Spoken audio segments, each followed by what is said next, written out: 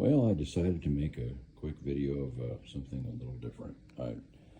These little guys turn up in quite a few of the things that I record, and thought, well, go ahead and make them the focus of the video today. My wife is completely creeped out by these little guys. Understandably so. But the story is, I was born in 1964. These were for sale mostly in the late 60s and early 70s. Rawlings made this particular setup, and they were made to look like NFL teams. I was a Packers fan when I was very small, like 1967. I mean, they were winning, I guess that's probably why. So I wanted one of those uniforms, and Mom would not buy me one for Christmas because she knew they were made. I think she knew they were just going to get torn up and thrown out, and they are pretty flimsy. The jerseys are actually very hard to find because they were so thin. They're cotton and very thin. This is an original setup here. I mean, the pants, the shirt, there's shoulder pads, and of course the helmets. These helmets were only used with these little uniforms. They're almost more like costumes than uniforms. The way they're made. They do say on the back of the helmet, I would take it off there and show it, but maybe some other time. It says not intended for actual use. So don't put this on and go out and run into another person. Probably both get hurt. So yeah, and I had to get this little mannequin dude for two of them. I'll show you the other one in just a second.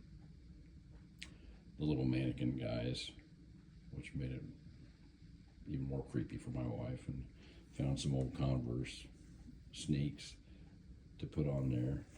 So you come over here, and here's the Detroit Lion uniform that I found. Sometimes you'll find them still in the original boxes, in good shape, with the uniform and all the parts.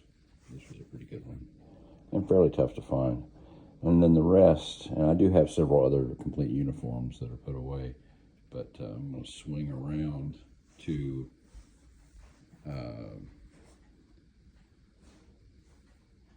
these up here on top here. So I do have these helmets that are from these same sets, and I'm still short a few. I mean, if anybody happens to have some of these, as far as I can tell, I'm the only goof who collects them. I could be wrong about that, but I've got these Oiler helmets, pretty hard to find. And the Jets helmet you'll see has a little pushed out ears, the ear areas. That's the only one like that I have. I wanted them to all be the same, little more recent style there. Not recent, not very modern now, but that's the only one that I could find. So I got that one. Yeah, I got two different bears. There was a different, there was the yellow Redskin helmet, which I'd love to have. And I think the others are all the same. What else should I say? Across there and back out here. So, yeah, I'm missing still. I really want the New Orleans Saints. I'd love to have that helmet and uniform if there's one out there available. And let's see, the Steelers, for some reason, I would think they'd be easy to find, but no. And the Cowboys, also, I would think they'd be easy to find. What else? I think all the Browns, the Bills, Patriots, Chargers. I've never seen the Chargers. I've never seen a couple of these that I'm mentioning. Never seen the helmets for sale, ever. So, yeah. If you have any interest in these, let me know. If you happen to have anything like this that I don't already have, and you'd like to sell it, unfortunately they don't go for much. I should say that too.